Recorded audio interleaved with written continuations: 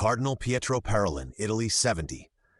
Secretary of State of the Holy See, strengths, elite curial experience. As Secretary of State since 2013, Parolin has overseen Vatican diplomacy under both Benedict XVI and Francis. He is widely respected for his skill in navigating global geopolitics, from the Vatican-China Accord to attempts at Ukraine-Russia mediation. Bridge candidate. He appeals to moderates who want stability without heavy reform or rollback. Seen as institutional, cautious, and a safe pair of hands.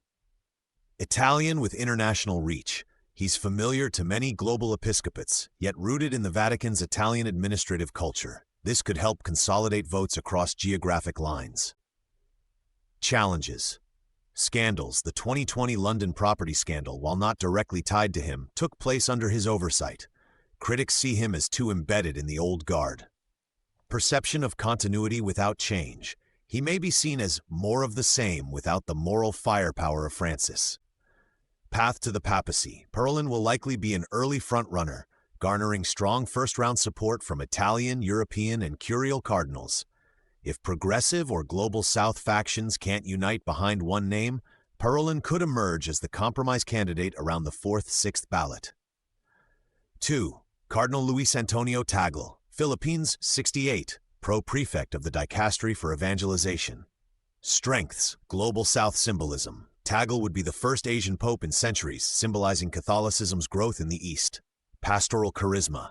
He is often compared to Francis for his humility, warmth, and storytelling ability. He's adored in lay circles and by many bishops outside Europe. Francis's favorite, seen as the closest ideological heir to Francis, open to synodality, cultural inclusiveness, and a church that goes out. Challenges. Too soft-spoken? Critics argue he lacks the gravitas or institutional toughness for the papacy. Weak curial power base. Despite his roles in Caritas and the Evangelization Dicastery, he hasn't led a curial department for long. The papacy. Tagle's biggest asset is his broad emotional appeal across continents. But to become pope, he would need a coalition of African, Latin American, and Asian electors, with some Europeans willing to back a non-European, non-Italian again. If Zuppi and Parolin split the European vote, and conservatives block them both, Tagle could gain ground rapidly.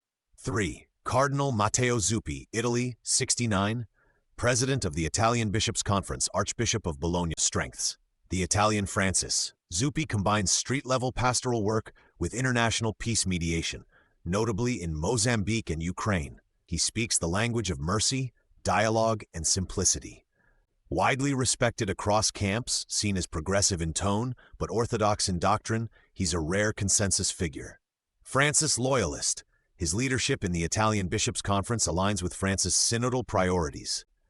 Challenges. Too Francis-like? Some conservatives fear more of the same and would oppose him even if they respect him. Italian politics. Italy dominates the College of Cardinals numerically, but some fear another Italian pope would reinforce curial tribalism. Path to the papacy. Zuppi's chances rise if the conclave deadlocks early, and there's a desire for a bridge between Francis' legacy and new energy. He could pull votes from both progressives and centrists, and perhaps even some conservatives seeking unity. 4. Cardinal Fridolin Ambongo Basungu, 65, Archbishop of Kinshasa, President of the African Bishops' Conference, CCAM. Strengths. Rising African star. Ambongo embodies the vitality of the African Church and speaks forcefully on environmental justice, economic inequality, and Catholic social teaching. Francis-style bishop. A Francis appointee who lives simply, speaks plainly, and connects well with his flock. Continental appeal.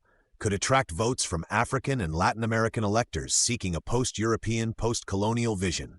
Challenges. Limited curial experience.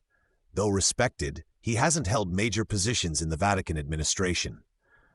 Overlooked by media, less known in Western media, which could hinder international momentum. Path to the papacy.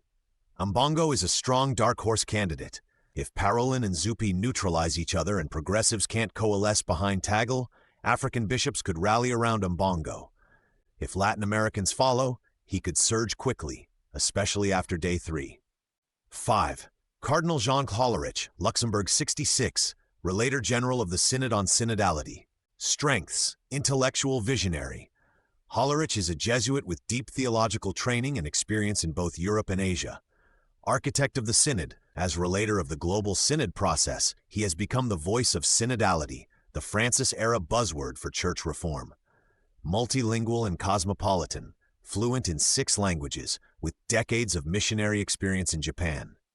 Challenges: polarizing. Conservatives oppose his openness to discussing women's roles and LGBTQ inclusion. Seen as too progressive, his name would likely trigger hard opposition from at least 30 to 40 cardinals.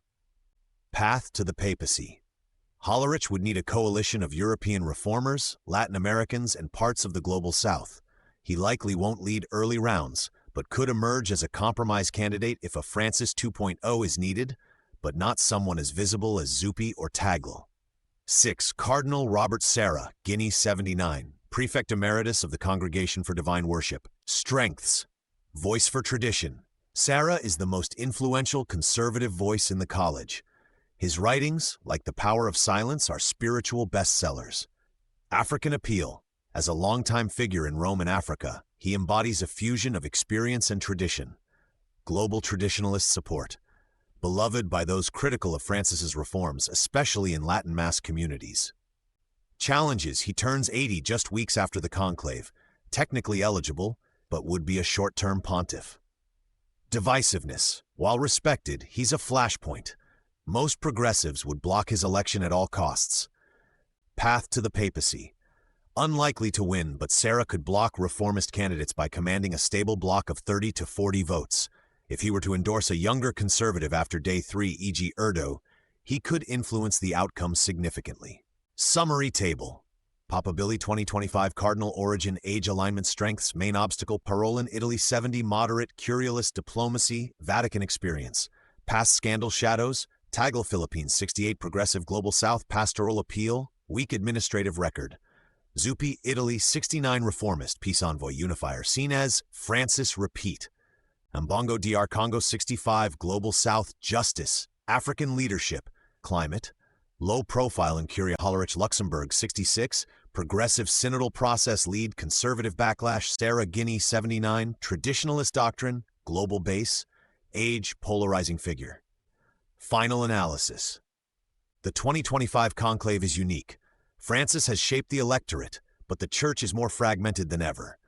No single frontrunner has a clear path, but Parolin, Zuppi, and Tagle begin with strong bases. If early ballots deadlock, a lesser-known figure like Mbongo or Hollerich could emerge as the consensus builder. Sarah will not win, but his faction can block others, making any eventual winner a bridge figure, likely to nod toward both tradition and change. In the Sistine Chapel under Michelangelo's judgment, a centuries-old ritual of listening and waiting will unfold. One name will rise from whispered prayer to white smoke, but behind that name lies a long map of alliances, risks, and the hopes of a global church on the brink of its next era. Would you like this expanded into a PDF-style briefing or formatted for a publication site or newsletter?